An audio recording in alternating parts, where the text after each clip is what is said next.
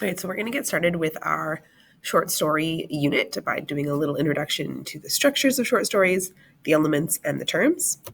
We're going to start first with plot structure. This is the most basic of plot structures. There are others out there, but this one is probably the most simplistic, and we're going to study it in grade 10. So we start with an introduction. This is where you get to learn about your main character and the setting, learn some backstory. And then we have our initiating action. This is the first initial conflict our main character is going to experience. It's going to lead them down a path, a series of events, more conflict that we call rising action. That's really the meat of our story, where our story takes place, these conflicts and events that happen to our main character. Eventually, our main character is going to arrive at the climax. Here, they have to make a decision that they cannot turn back from. It's going to decide their fate, and that decision sets their future. We then head into denouement, which is the following actions where we tie up loose ends. We get to see the result of their decision that they made at the climax. In a short story, this plot structure is quite short. Our introduction is not very long. We don't have a lot of rising action. And in some cases, our story will end at the climax. We won't have any following action, or our denouement may be very small. Next, we're going to cover some elements of short stories. Most of these will be a review, but just to make sure we're all on the same page. Setting is where, in its most simplistic form, is where the story takes place. We'll talk about other aspects of setting a little later on in another lesson, but it's just where our story takes place. Part of setting is also the mood. This is the feeling that the author wants the audience or reader to feel when they're reading the story, the atmosphere of the story, whether that's depressing or happy. And then tone is our interpretation of the author's attitude about a subject. So mood is the author and the feeling that they give across. Tone is our interpretation of their attitude through the level of diction that they use. Point of view, we'll get into this in a later lesson, but point of view is essentially the perspective that the story is told from. There are different kinds of perspectives that authors can use, but basically it's just who is telling the story. Theme, as we can see in this image, theme is woven throughout the story. So the theme is the main message, idea, or lesson that the author wants to get across. A lot of times when we're reading short stories or novels, people will get a different theme. We'll all learn different lessons, and that's okay. Sometimes there's more than one lesson to be learned. Protagonist, in its most simplest sense, is the good guy.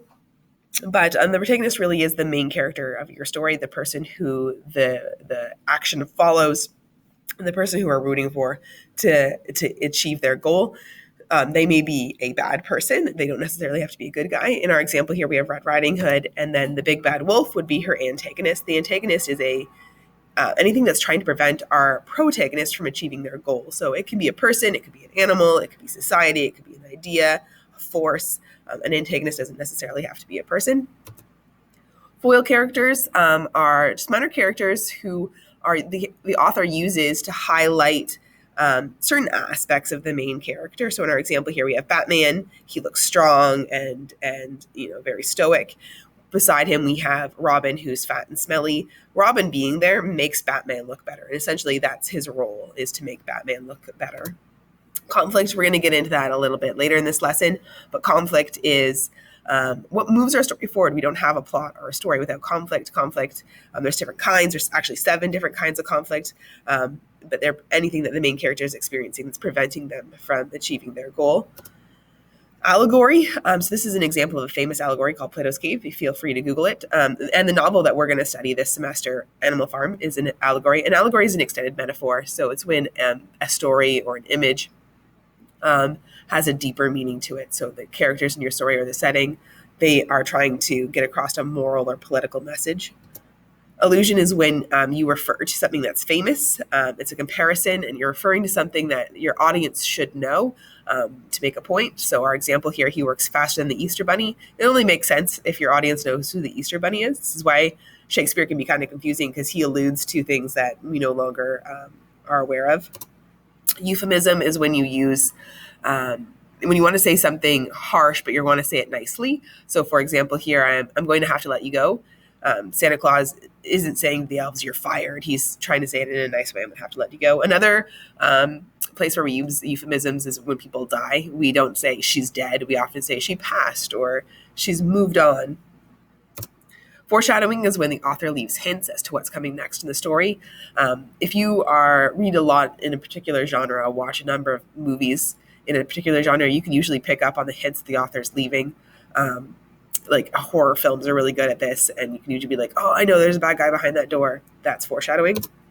Hyperbole is when the author exaggerates for a purpose. There needs to be a reason behind it, so they're exaggerating to make a point. An example would be, if I've told you once, I've told you 1,000 times. Well, they probably haven't told you 1,000 times, but it feels like it, so they're trying to make a point. Juxtaposition, similar to foil characters, is when you put two objects that are not alike beside each other, and it highlights their differences. So our example here, we have a tree, and then we also have a nuclear bomb. One is destructive, and one is growing and creation. So putting them side by side highlights their differences, usually helps develop a theme. Metaphor is when you compare two unlike things without like or as. So our example here, he normally admired the office. It was a vault, a steel chapel where loafing and laughter were raw sin. He's comparing an office to a chapel here. So he's hoping his audience will understand what he means, that his office is a place that's sacred, that is a holy place. Pathetic fallacy is when the weather in your story emulates your main character's emotions. So in our example here, it's raining. That's because our character is sad. A lot of times it'll be sunny when they're happy. Personification is when you give an inanimate object human-like attributes. So it's another example here, Earth felt the wound. Earth is not alive. It can't feel things. Nature from her seat. Nature, again, not alive, but so she can't really sit. So these are examples of personification. And our last one is simile. So a simile is similar to metaphors. It's when you make a comparison of two unlike things, but in this case, you do use like or as. A famous one would be, life is like a box of chocolates. You never know what you're going to get next. So you're comparing a box of chocolates and life in order to make a point for your audience.